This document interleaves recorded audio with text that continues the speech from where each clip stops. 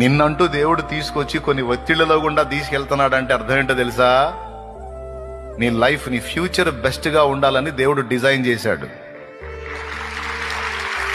అర్థమైందా?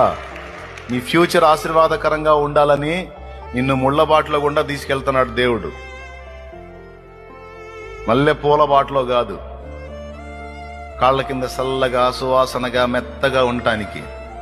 మల్లెపూలు కాదు, ముళ్ళ బాటలో గుండా తీసుకెళ్తాడు.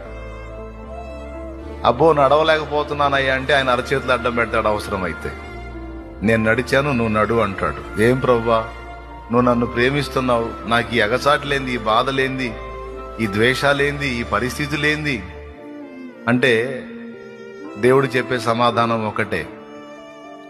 ఏశావు అనేవాడు యాకోబు జీవితంలో లేకపోతే యాకోబు అనేవాడు ఇశ్రాయేలుగా మారే ఛాన్సే లేదు.